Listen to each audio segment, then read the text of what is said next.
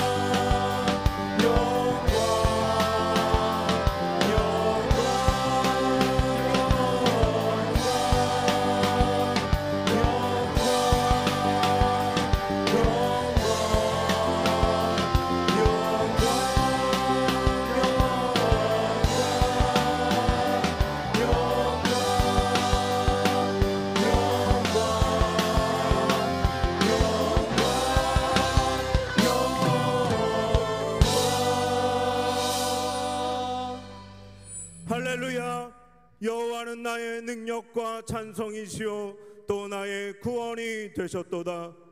의인들의 장막에는 기쁜 소리 구원의 소리가 있으며 여호와의 오른손이 높이 들렸으며 여호와의 오른손이 권능을 베푸시는도다.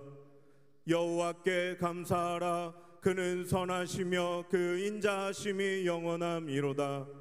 하나님은 영이시니 예배하는 자가 영과 진리로 예배할지니라. 아멘. 사랑하는 형제 자매 여러분, 하나님께서 기뻐하시는 예배는 상한 마음과 통회하는 심령이라 하셨습니다. 이 시간 성령께서 깨닫게 하시는 잘못들을 가지고 진실한 마음으로 각자 입을 열어 주님께 회개의 기도를 드리는 시간을 갖겠습니다. 다 같이 기도하시겠습니다.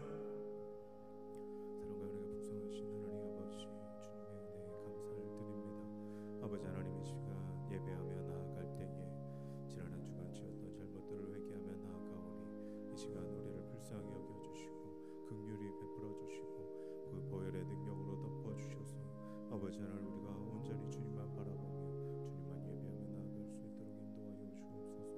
아버지 하나님, 이 시간 주님께만 집중하며 나아가길 원합니다. 주님의 은혜에만 집중하기 원합니다. 주님께서 함께하여 주옵소서.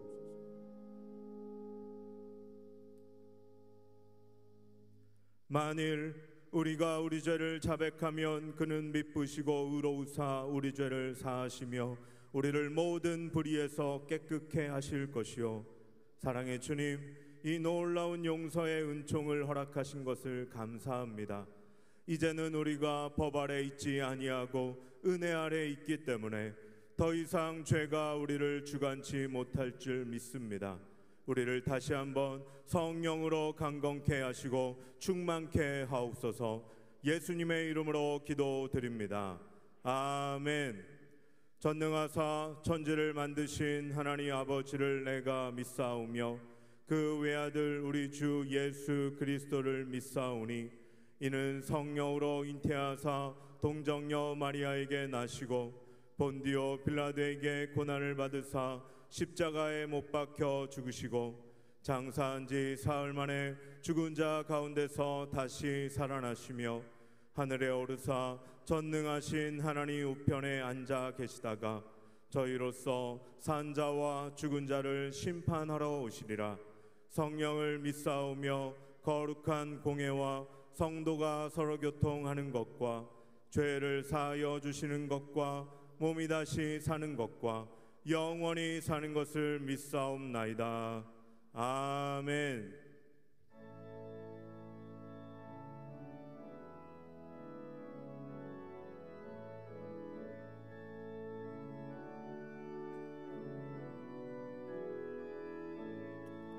그 영화로우신 주 이곳에 오셔서 이 모인 자들로 주 백성 삼으사 그 중에 항상 계시고 그 중에 항상 계시고 그 영광 나타내소서.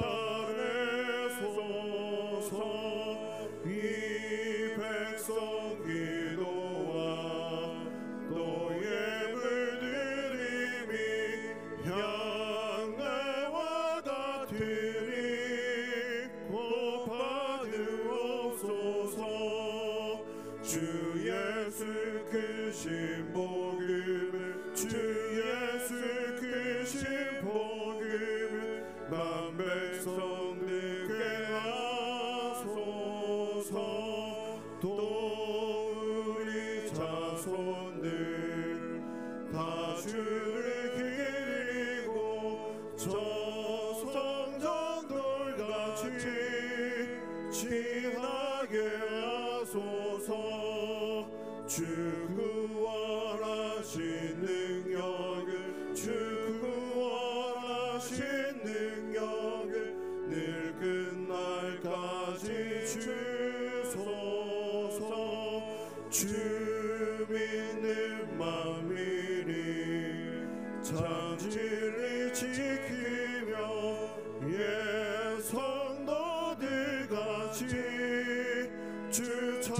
찬송하다가 저 천국 보좌 앞에서 저 천국 보좌 앞에서 늘 찬송하게 하소서.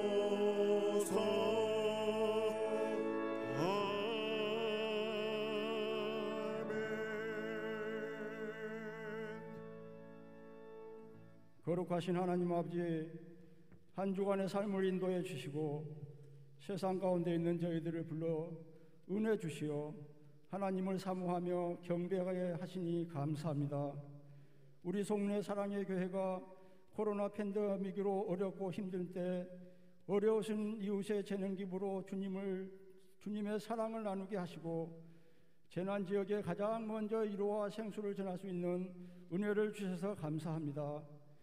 코로나를 벗어나 일상생활을 회복하는 중에 어린이날 행사로 2,300여 명이 함께 모여 행복한 아이 세상으로 즐겁고 행복한 시간을 갖게 해주신 주님, 감사와 영광을 돌려드립니다. 아버지 하나님, 다음 주 16일부터 시작되는 가정을 건강하게 세우는 특별 새벽 기도회에 온 성도들이 참여하여 말씀 가운데 가정을 바로 세우며 치유와 회복을 넘어 부흥을 경험하는 은혜의 시간으로 인도하여 주시옵소서.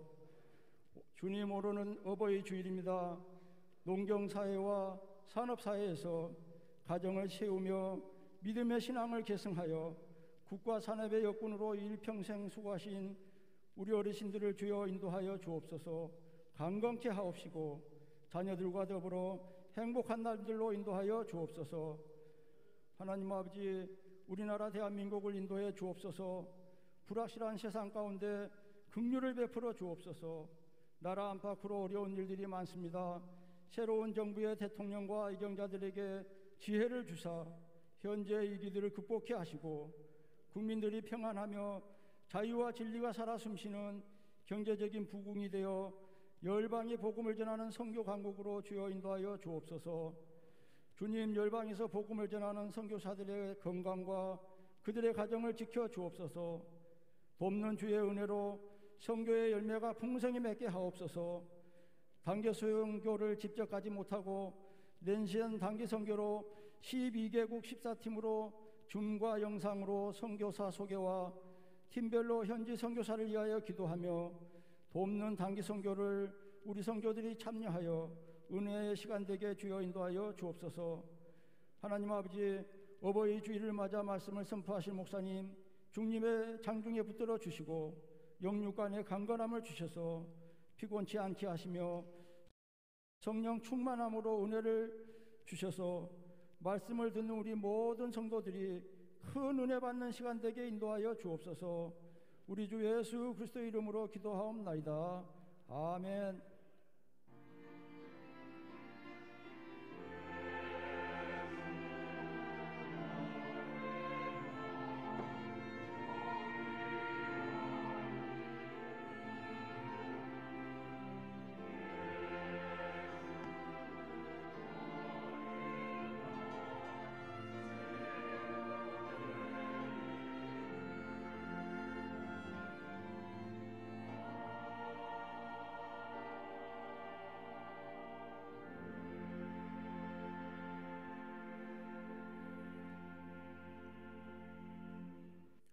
오늘 우리에게 주시는 하나님의 말씀은 잠언 4장 3절에서 4절입니다.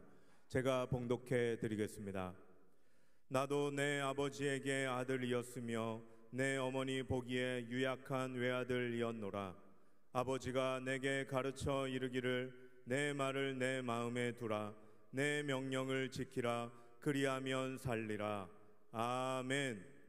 할렐루야. 찬양대에 찬양이 있겠습니다. 이후에 담임 목사님 나오셔서 내 어머니의 유약함이라는 제목으로 말씀 전해 주시겠습니다.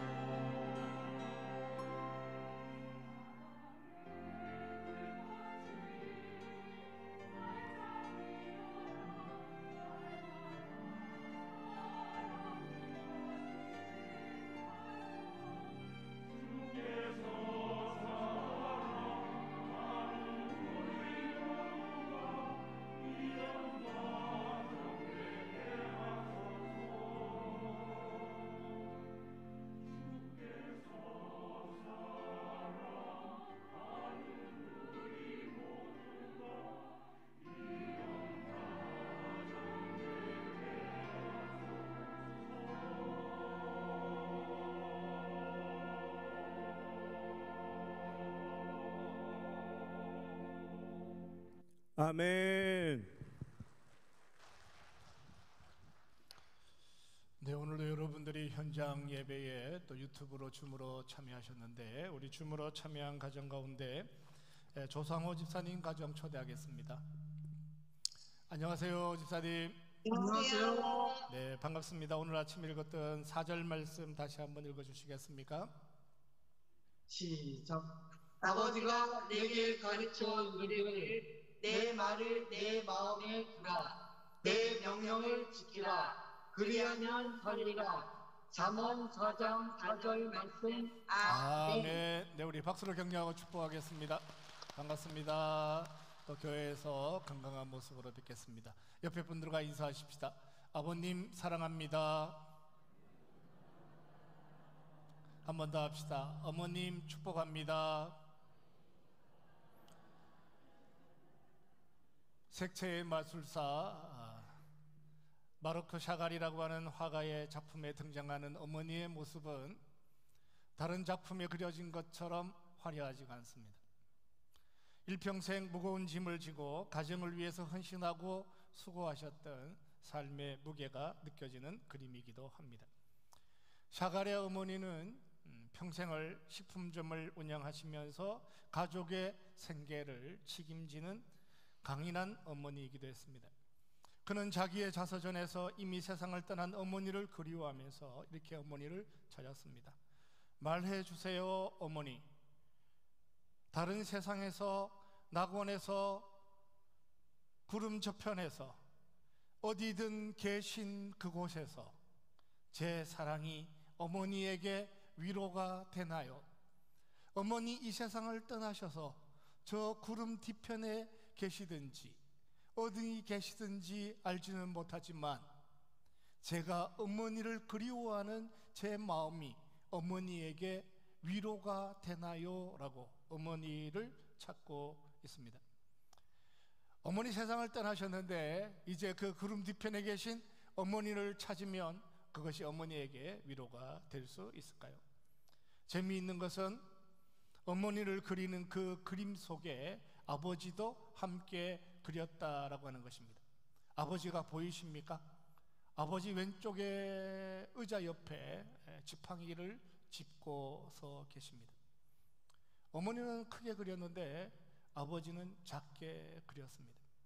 화가가 그림을 그릴 줄을 몰라서 그런 것은 아니겠죠. 어머니가 손에 들고 있는 조리 도구보다 아버지를 더 작게 그려야만 하는 것이 샤갈이 가지고 살았던 삶의 상처이기도 하고 아픔이기도 했습니다. 샤갈의 아버지는 아들이 화가가 되는 것을 원하지 않으셨습니다. 화가가 되는 것을 반대했죠. 그래서 대학 등록금을 줄 때에도 마당에다가 돈을 던졌다 그럽니다. 이런 부분이 우리에게 늘 아쉽죠. 내가 원하는 대학에 지나가지 않기 때문에 너에게 돈 주는 것도 아깝다.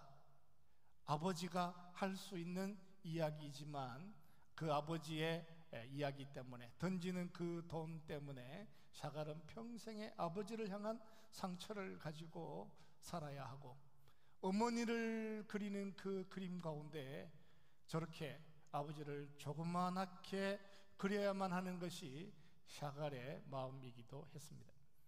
오늘은 어버이 주일입니다. 하나님의 말씀 안에서 부모 사랑하며 살아가는 삶에 대하여 하나님의 은혜를 추적해 보려고 합니다. 3절 말씀을 다시 한번 보시기 바랍니다. 나도 내 아버지에게 아들이었으며, 같이 갑시다. 시작. 나도 내 아버지에게 아들이었으며 내 어머니 보기에 유약한 외아들이었노라. 세상에서 가장 지혜로운 자가 자기도 아버지의 아들이었다, 이렇게 고백을 하고 있습니다. 우리는 잠언을 솔로몬이 기록한 것으로 기억하고 있습니다. 왕으로 살아가는 자리에서 늘 세상에 있는 모든 권력을 가지고 살아가지만 자기 자신이 잊어버리지 않는 것, 나도 내 아버지의 아들이었다라고 하는 사실이었습니다. 그의 아버지는 큰 바위 올과 같은 존재이기도 했죠. 그렇지만 대부분의 아버지와 아들은 세상을 살아갈 때 친한 관계를 유지하고 살아가는 것이 생각보다 쉽지가 않았습니다. 아담은 자기 아들과 함께 무엇을 공유하며 세상을 살았을까요? 아브라함은 자기 아들들에게 무엇을 가르치며 세상을 살았을까요? 자기 권력을 아들에게 물려줄 수 없었던 여호수아를 후계자로 세우는 모세는 아들과 함께 얼마나 친하게 잘 지냈을까를 물어보면 성경 안에서 답을 찾기가 생각보다 쉽지가 않습니다. 샤갈은 전형적인 유대인 가정에서 자랐습니다. 그의 아버지는 유대인의 전통을 따르는 지독한 유대인이었습니다. 그림 속에 등장하는 그의 아버지는 찢어지게 가난하게 살아가지만 모자를 써야 하고 수염을 길러야 하고 지팡이라도 들어야 채통이 유대인의 전통을 지켜가는 것처럼 고집스럽게 살아가는 삶의 모습이기도 했습니다. 어머니가 가게에서 평생을 고생하고 살았는데 글 공부 꽤나 하는 율법사처럼 세상을 살았던 것이 느껴지기도 합니다. 이런 것이 우리의 삶을 언제나 힘들게 하죠. 집안은 어려운데 아버지는 모시적삼의 옷을 입고 늘 그렇게 살아야 되는, 집안이 넉넉한데 그렇게 사는 것이 뭐가 문제가 되겠어요? 어머니는 온종일 나가서 바느질 싹스로 하루하루를 살아가는데, 어머니는 떼약볕에서 밭에서 온종일 수고하고 살아가는데 무엇 때문에 자기는 글을 잃는다라고 하는 엉뚱한 자기 소신 때문에 온 가족이 고생하는 그 삶을 뒤로하고 혼자만 폼생폼사로 인생을 살았을까 하는 것이 우리에게 늘 아쉬움이죠. 샤갈에게는 그것이 상처로 남아 있었습니다. 어머니 손에 조리도구를 들고 있는데 그 아버지의 손에는 들려있는 지팡이라고 하는 거 더 작게 그리고 싶은 마음이 샤갈의 마음이기도 했습니다. 어쩌면 우리나라 아버지들과 이렇게 비슷할까 하는 생각이 밀려오기도 합니다. 어머니는 어떻게 해서라도 자식들의 입에 무엇이라도 하나 먹여보려고 머리에 이고 지고 시장에 나가서 장사하여서 가정을 살리려고 애쓰면, 그런 가운데서도 양반은 장사하면 안 된다, 사농공상 이런 이야기나 하시며 앉아있는, 온종일 밭에 나가서 일하시는 어머니를 보면서도 양반은 농사할 수 없다, 일할 수 없다라고 하는 생각으로 평생을 살아가는 어떤 고집스러운 아버지, 비슷한 아버지가 샤갈의 아버지였던 것처럼 보여집니다. 원래 아버지는 아들이 언제든지 쉬어갈 수 있는 큰 나무가 되어야 하는 것이 맞습니다. 인생이 가장 힘든 문제를 만나면 아버지를 만나서 상의하고 아버지에게 물으며 아버지의 지혜로 세상을 이기며 살아가는 것이 아들의 축복이죠.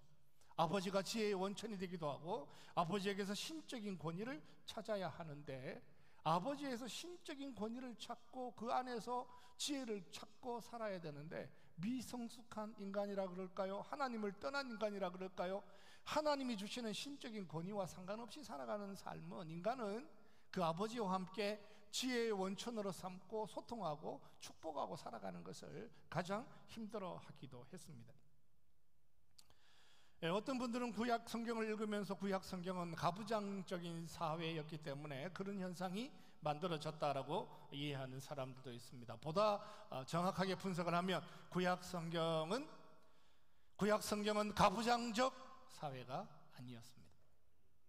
우리나라 사람들이 보기에는 똑같은 가부장적인 것처럼 보여지는 것도 있지만 본질적으로 다른 삶의 형태를 띠고 있었죠. 겉으로는 비슷하기도 하지만 그것은, 그 가부장의 권위는, 성경에 등장하는 가부장의 아버지의 권위는 신적인 것이었죠. 아버지가 그에게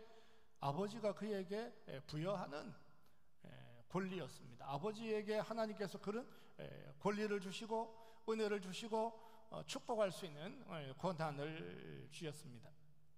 우리나라의 가부장은 그야말로 가부장이죠. 가정의 장이었습니다. 수신제갑 치국 평천하라 그럴 때 국가가 아버지에게 그런 권한을 위임을 하고 모든 정치적 권한을, 국가 통치의 권한을 아버지에게까지 부여하게 되었으니 그 현실 안에서의 권리라고 하는 것이, 권한이라고 하는 것이 우리가 상상하는 것보다 훨씬 더 큰 것이 사실이었습니다.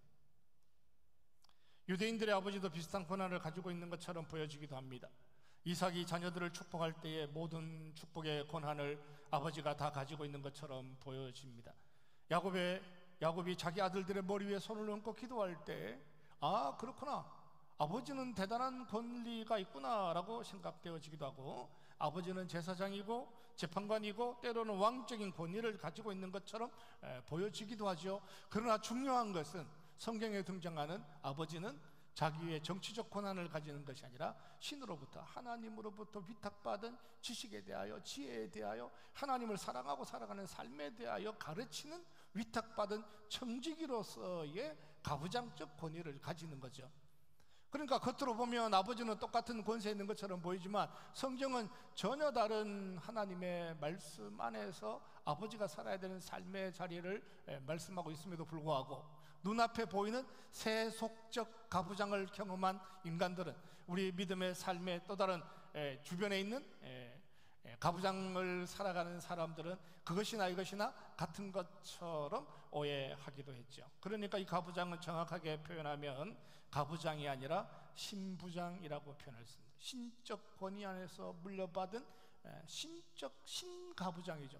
하나님께서 세우신 가부장이잖아요. 하나님께서 세우신 가부장으로 살아야 되는 삶을 놓쳐버리고 세상 유대 유교 사회 안에서 가부장처럼 살아간 것이 우리에게는 혼란스러운 일이고, 그것이 하나님의 축복을 오히려 왜곡하는 기회가 되었다라고 하는 것이 오해이기도 했습니다. 이런 오해로 수많은 아버지들의 삶의 상처를 만들어낸 것을 생각하면 그저 미안하고 아쉬울 뿐이죠. 그러지 말아야 했는데, 성경에서 등장하는 그 가부장이 우리가 가지고 있는 유교적 가부장과 전혀 다른 것이다 라고 하는 것을 이해를 잘 못해서 마치 믿음으로 사는 것이, 마치 아버지로 가지는 것이, 유교적 가부장으로 사는 것이 성경적인 것의 권위와 동일한 것으로 이해하고 살았던 그 삶이 우리를 힘들게 한 것이고,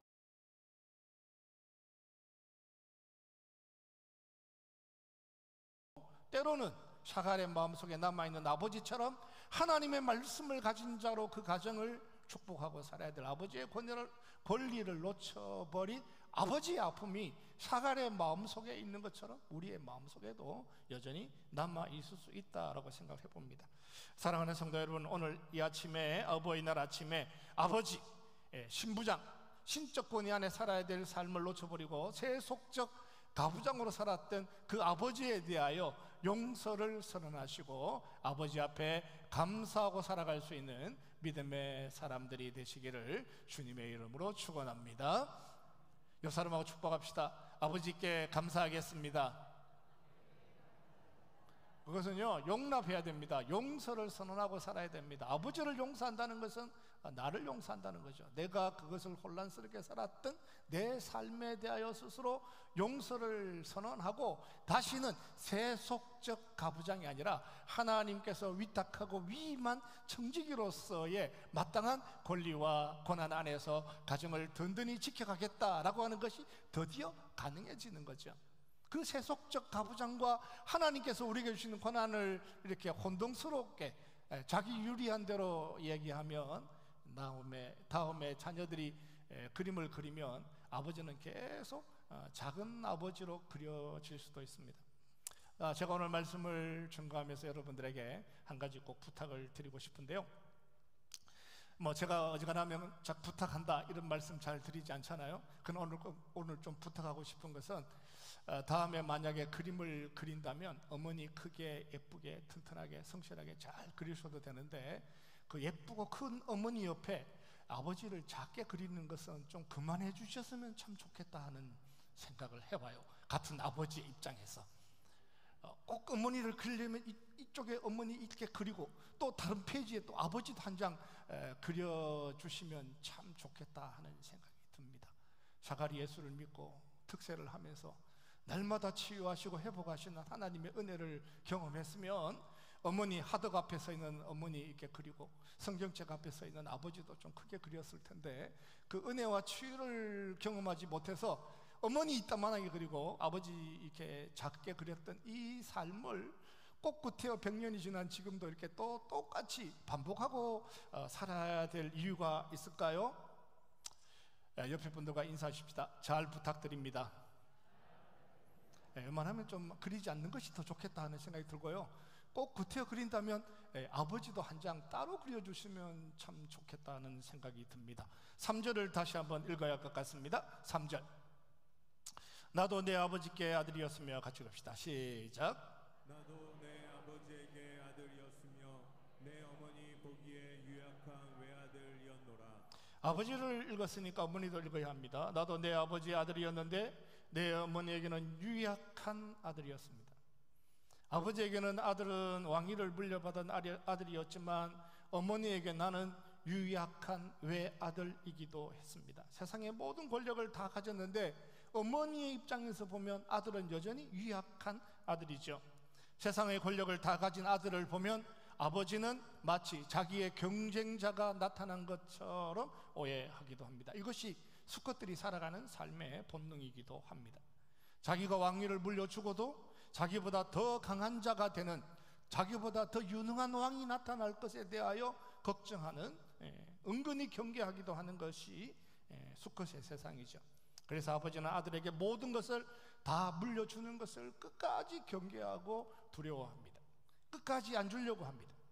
그런데 어머니는 세상의 권력자가 되고 가장 지혜로운 자가 되고 세상의 통치자가 되어도 여전히 유약한 아들로 보여지는 것이 어머니가 가지는 삶의 축복이죠. 세상에 있는 모든 사람들은 그가 최고의 권력자다라고 얘기하는 순간에 그럼에도 불구하고 어머니가 그 아들을 보면 어머니의 눈에는 여전히 유약한 아들로 보이는 거예요. 그래서 어머니는 다 큰 아들을 향해서 늘 차 조심해라 이렇게 표현합니다. 아들이 교통부 장관이 되었는데 교통부 장관이 된 아들을 향하여 차를 조심하세요 라고 할 수 있는 것, 어머니만이 가지는 유일한 축복이기도 합니다. 아들이 세계적인 야구 선수가 되었습니다. 어머니는 지금도 그 아들이 야구를 하는 동안 공에 맞지 않았으면 좋겠다라고 생각을 해요. 모든 관중들이 아무리 강속구를 던져도 저 선수는 홈런을 칠 것이다 라고 기대하며 박수를 치는데 어머니는 뒤에서 혼자만 그 강속구에 우리 아들이 맞으면 안 될 텐데 라고 걱정하는 것이 어머니의 유약함이기도 합니다. 사실 솔로몬에게 있어서 어머니가 오히려 유약한 존재였습니다. 솔로몬의 어머니는 바세바라고 하는 여인이었죠. 그의 어머니는 평생을 사는 동안 그녀만이 가지고 살아야 하는 삶의 아픔이 있었습니다. 그녀는 다윗을 만났는데 유부녀 때 만났잖아요. 우리가 다 아는 이야기지 않습니까? 기구한 운명이 시작되었습니다. 그녀가 세상을 살아가는 동안 다윗을 향하여 사랑한다, 내가 사랑합니다, 내가 당신을 사랑합니다라고 하는 이야기 할 수 있는 그런 삶이었을까요? 다윗으로부터 평생을 살아가는 동안 정말 사랑한다는 이야기를 주고받기에 편안한 삶의 자리였을까라고 생각해 보면 생각보다 쉽지가 않습니다. 다윗으로부터 사랑받았을까요? 그것이 사랑인지 사랑 아닌지조차도 구별되지 않는 삶의 무게들을 가지고 궁궐에서 살아가는 동안 늘 무언가 수심이 가득한, 얼굴에 근심이 가득한, 어깨에 무거운 짐을 지고 살아가는 어머니를 평생 바라보는 것이 솔로몬의 슬픔이기도 했습니다. 우리가 잘 기억하지 못하는 것 중에 하나는 솔로몬이 첫째 아들이 아니라 넷째 아들이었다라고 하는 사실입니다. 역대상 3장 5절에 가면 성경이 이렇게 표현합니다. 역대상 3장 5절, 예루살렘에서 같이 갑시다. 시작. 예루살렘에서 그가 낳은 아들들은 이러하니 시므아와 소밥과 나단과 솔로몬 네 사람은 다 암미엘의 딸 바스와의 소생이요. 다윗이 예루살렘에서 33년을 다스렸는데 그때 바스와, 그러니까 바스와라고 하는 것은 바세바를 얘기하죠. 바세바를 통하여 낳은 아들이 시므아, 소밥, 나단, 솔로몬, 이렇게 4명이었습니다. 그 중에 솔로몬은 넷째 아들이었습니다. 다른 성경에 보면 간음하여 생긴 아이는 하나님께서 데리고 가셨습니다. 죽었죠. 그를 바로 위로하기 위하여 하나님께서 또 다른 아들을 주셨는데 그가 솔로몬이다 이렇게 표현하는, 사무엘하 12장에 가면 그렇게 기록한 것이 등장하니까 우리는 그렇구나, 그 다음에 바로 낳은 아이가 솔로몬이겠다 이렇게 생각하고 살았는데 역대상에 오니까 더 정확하게 표현하기를 바세바는 그 이후에도 지속적으로 다윗의 궁궐에 살면서 4명의 아이를 더 낳게 되었는데 솔로몬이 넷째 아들로 태어났다라고 표현합니다.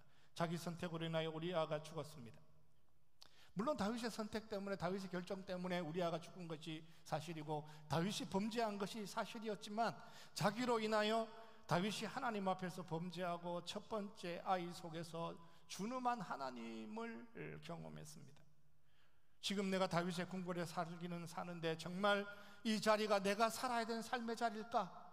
이게 내 삶의 행복일까? 내가 여기서 지속적으로 살아야 되나? 끝까지 내가 여기 남아 있어야 될 이유는 무엇일까? 오늘이라도 내가 이 궁궐을 떠나는 것이 다윗에게 행복이 아닐까? 끊임없이 질문하며 살아야 되는 그 어머니의 삶의 무게들을 솔로몬이 지속적으로 이렇게 지켜볼 때 솔로몬의 마음은 얼마나 아팠을까요? 우리말로 표현하면 기구한 운명이죠. 솔로몬은 어느 한순간도 마음이 편한 적이 없었습니다. 솔로몬이 왕이 되는 것도 쉬웠겠습니까? 여러 형들이 시기하고 질투하고 여러 번의 왕자의 난을 경험하죠. 압살롬이 반역하고 시므유가 조롱하고 그런 치열한 전쟁 속에서 솔로몬을 왕으로 만들어가는 과정은 그야말로 피비린내 나는 전쟁터 비슷한 삶을 지켜가는 반복된 고통이 따랐죠. 그럴 때마다 어머니는 유일하게 솔로몬을 향하여 그를 지지하고 그를 축복하는, 그 유약함을 뒤로하고 아들을 지켜내려고 하는 어머니를 기억하고 살아야 되는 솔로몬. 그 솔로몬이 어머니의 유약함을 잊을 수 있겠어요? 거기서 어머니가 솔로몬을 지켜내려고 자기의 유약함을 뒤로하고 평생을 수고하여서 아들 솔로몬이 왕이 될 수 있도록 후원하고 축복하고 지지하고 자기 삶의 무게를 뒤로하고 어떻게 해서든지 아들 편에 서 주려고 했던, 아들이 4명이 있었지만 유일한 아들인 것처럼 자기를 보호했던 그 어머니의 사랑을 솔로몬이 잊을래야 잊을 수가 없죠. 때로는 남의 집에 노비로 팔려가고 강점기에 감당하기 어려운 수모를 받으면서도 자기 자녀들을 지켜내려고 했던 우리 수많은 어머니들이 있었습니다. 그 어머니들을 잊을 수가 없죠. 아버지가 지켜주지 못하는, 아들들이 지켜주지 못하는, 딸들을 팔아야 하는 그런 세상 안에서도 그 세상을 지켜내기 위하여 헌신하고 수고하셨던 어머니들의 유약함보다 그 유약함을 뒤로하고 지켜내기로 원했던 그 삶의 무게들을 잊어버릴 수가 없죠. 다른 사람들은 첩이라고 얘기하고, 어떤 사람은 둘째 엄마라고 얘기하고, 어떤 사람은 작은 어머니라고 하고, 어떤 역사의 현장에서는 환양년이라고 그러고, 어떤 사람은 미혼모라고 부르고, 또 어떤 사람은 고딩 엄마라고 부르면서 그것도 흥미가 되는 것처럼 지켜보는 수많은 세상의 시각들 안에서 오직 하나, 그 아들을 지켜내기 위하여 자기 유약함을 인내하며 견뎠던 삶에 대하여, 내 어머니의 유약함에 대하여 아들이 기억하지 않으면, 그 자녀가 기억하지 않으면 누가 그 어머니를 기억할 수 있겠어요? 역대상을 기록한 역사학자는 이제 바벨론의 포로로 끌려갔다가 돌아오고 난 다음에, 바벨론의 포로로 끌려갔다가 돌아오고 난 다음에 역사를 재해석하면서 다윗을 위대한 왕으로 만들기 위하여 오히려 바세바를 조금 더 초라하게 아이를 4명이나 낳은 여인이라고 이렇게 묘사하는 부분들도 있지만, 그 여인을 초라하게 만드는 세상의 웅성거림, 조롱거리, 소문들, 이런저런 이야기를 다 뒤로하고 그 어머니의 연약함을 지켜가기를 원하는, 나도 내 어머니의 사랑이 내가 내 아버지께로부터 받은 것도 있지만 나도 내 어머니의 연약함 때문에 가지고 살아야 되는 삶의 기회도 있다라고 고백을 하죠. 좀 못 배우셨으면 어떨까요? 못 배우실 수 있죠. 배움이 짧을 수 있죠. 학교를 가고 싶어도 학교 갈 수 없는 세상에 태어났습니다. 젊어서 이런저런 일로 고난의 현장을 살아온 것도 사실입니다. 그런데 그것이 자기 때문에 만들어진 것이라고 한다면 무엇이 문제가 되나요? 무엇이 문제가 될 수 있나요?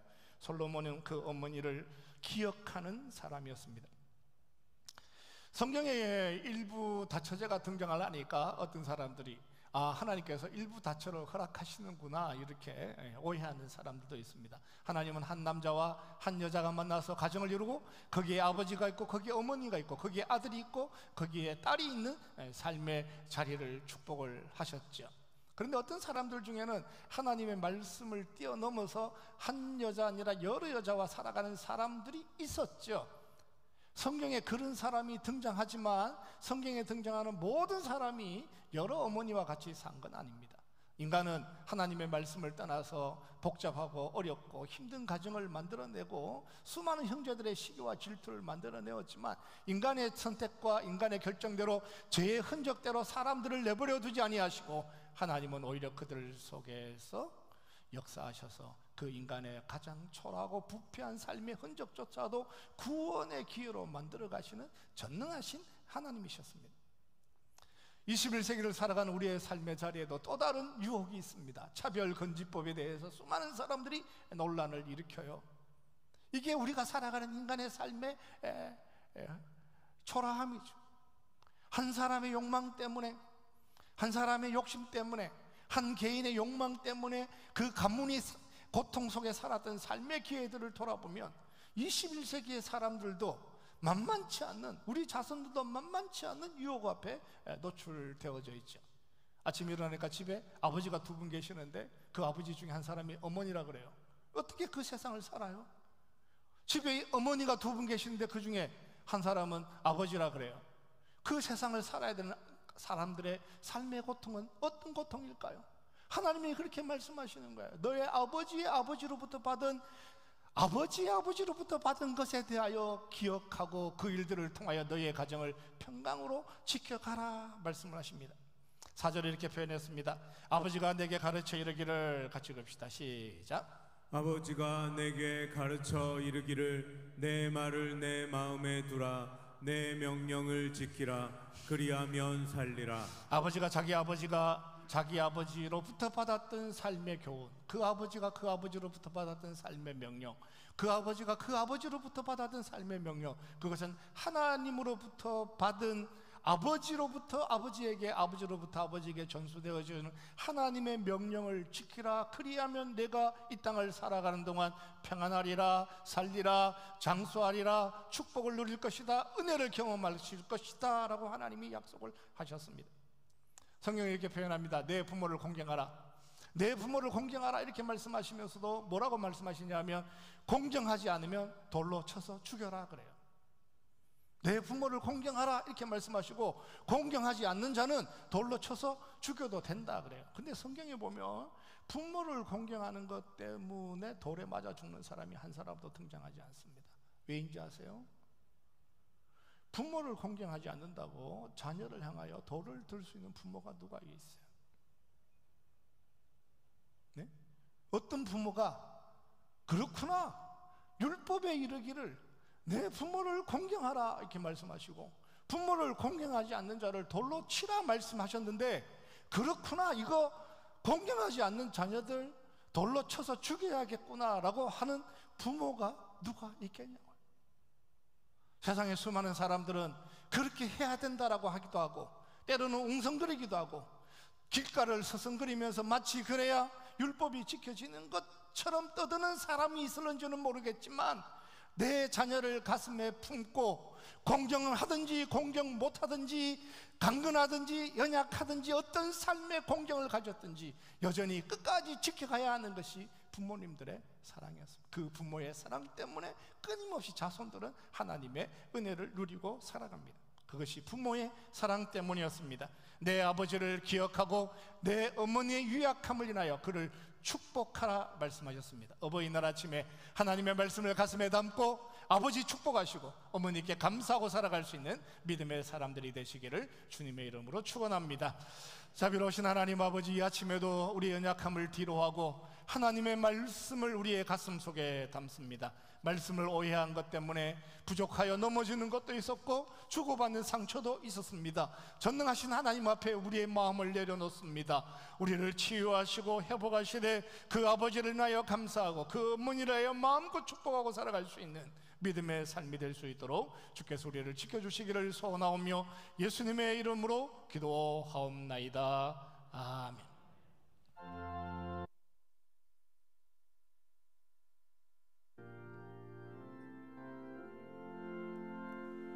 온 세상 마음을 바쳐도 주님의 못 다가겠네.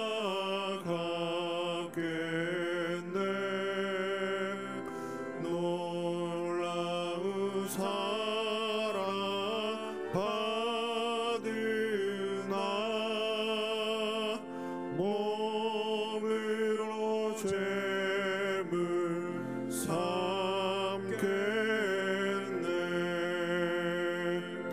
아멘.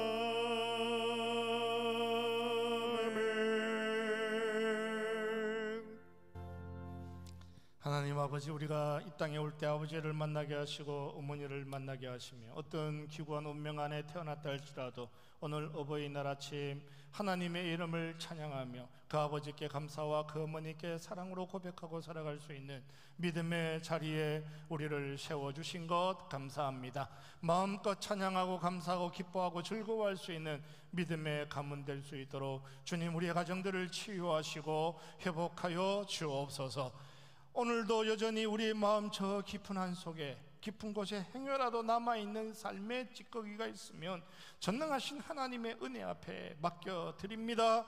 우리를 치유하시고 회복하셔서 어머니도 예쁘게 아버지도 크게 그릴 수 있는 온전한 치유와 회복의 은혜를 우리에게 허락하여 주옵소서.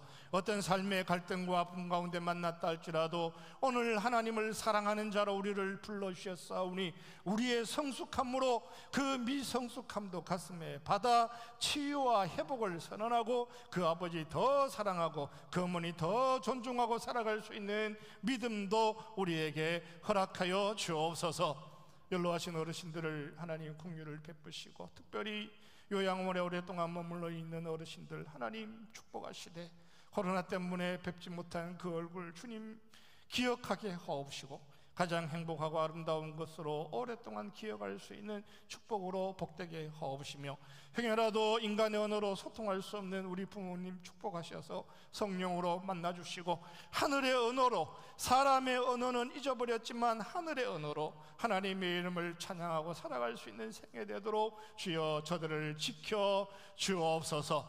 이 아침에도 사랑함으로 부모를 기억합니다. 가장 아름답고 귀한 것을 기억할 줄 아는 믿음의 사람 되게 하시고 가장 복된 것으로 자녀들을 축복하고 살아갈 수 있는 은혜도 우리에게 허락하여 주옵소서. 이 아침에 드려진 뇌물이 사용되는 곳곳마다 십자가의 은혜와 가난한 자에게 베푸셨던 주의 긍휼이 또 다른 누군가에게도 복이 될 수 있도록 역사해 주시기를 소원하오며 건강하고 행복한 우리의 가정을 통하여 대한민국이 하나님의 축복을 경험할 수 있도록 우리의 가정을 지켜주시기를 소원하오며 예수님의 이름으로 기도하옵나이다.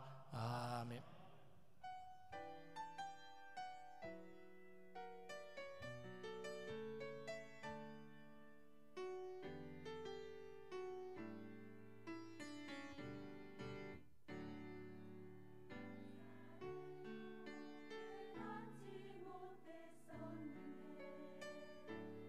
내가 얼마나 소중한 존재라는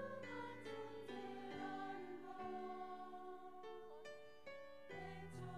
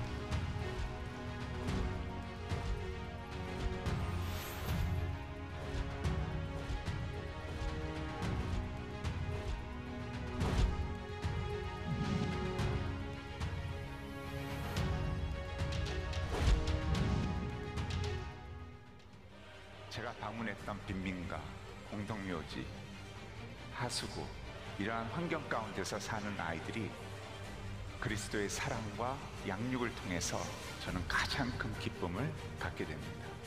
근데 예수 믿고 제일 좋은 게 뭐냐? 그럼 그때부터 말할 수 있는 거 기뻐요. 그냥 기쁘다는 거예요. 모든 피조물을 다 합친 것보다 그분은 더 높으시고 앞선 분이시다. 여 교육에서 예수를 믿어요. 이게 두 번째 거듭남이고, 이 두 번째 거듭남이 일어난 부모가 진정한 의미에서 크리스천 부모라고 말할 수가 있는 것이거든요. 우리를 너무 사랑하시는 주님이 정말 우리가 생각하는 것보다 훨씬 더 크고 많다는 거를 꼭 알려드리고 싶어요. 성경적인 원리로 세상을 바라보고 성경적인 원리로 세상을 해석하는 그런 힘이 생긴 거죠. 우리는 세상에 나그네로 살아가는 동안 예수 그리스도의 파견받은 외교관으로 우리가 이 땅을 살아갑니다.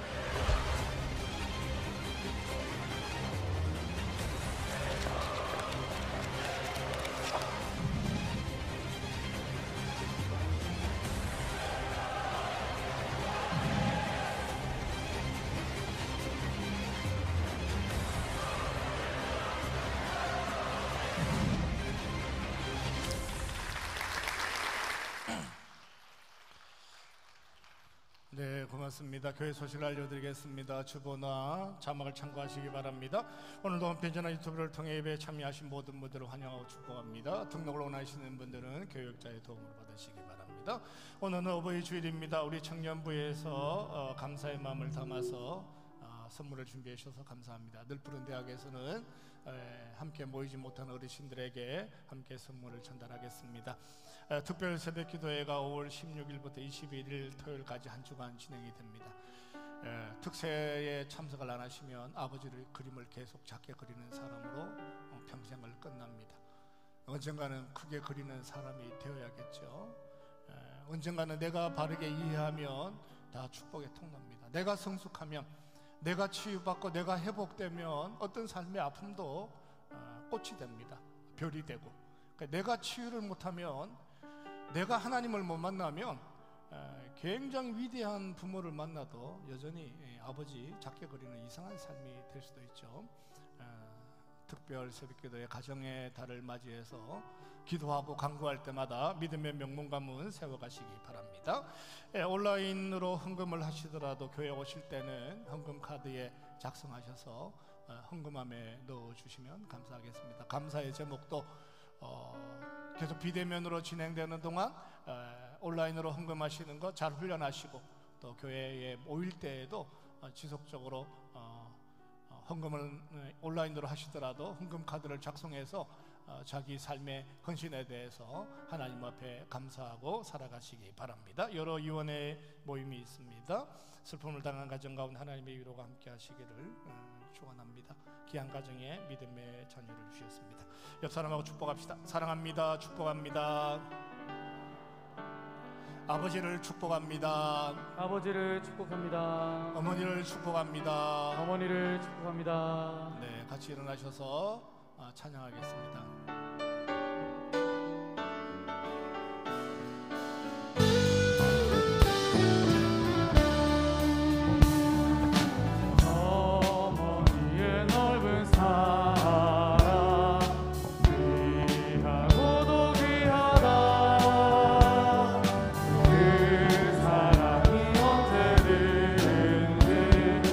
나를 감싸줍니다.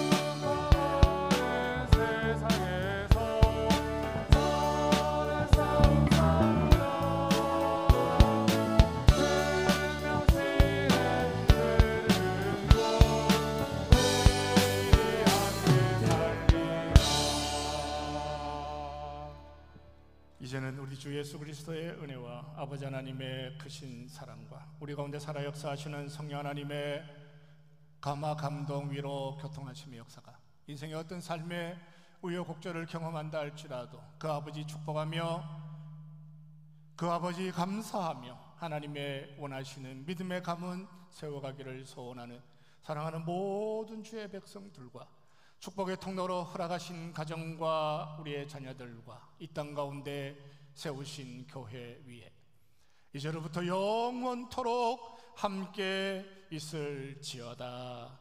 아멘.